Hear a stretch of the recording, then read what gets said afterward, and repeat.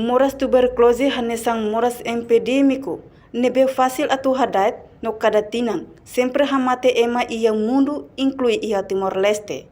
Presidente Administração Município Dili, Guilhermina Filomena Saldanha, hatou assunto ne, foi participa cerimônia Loro Mundial para tuberculose e recinto Administração Município Dili, sexta-feira semana ne.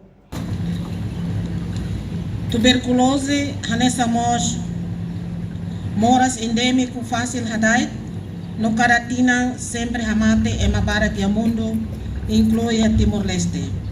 No considera hanesan problema saúde pública na befo implicação bom ba povo nemores no desenvolvimento socioeconômico.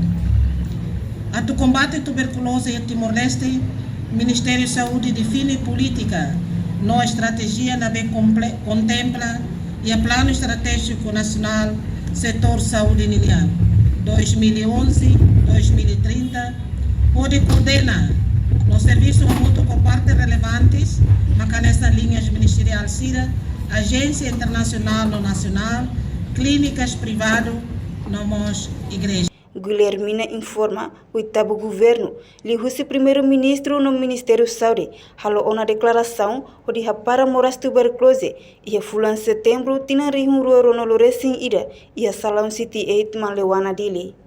Declaração para público, to tina rihun ruoro no loresin lima, governo tem que para ona moras tuberculose e a Timor-Leste no hanesan presidente administração município dili, hamutu ho instituição relevante penteli, administração posto no território de linha ministeriais, declara para público katak e a tina rihun ruoro no loresin lima, tem que para ona tuberculose e a município dili.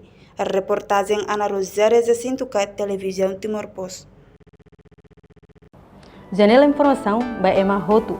Atu reta informação atual dia cliu kita haluha haneham botão subscribe, like, halo comentário no fahetutang ba media social Hotu.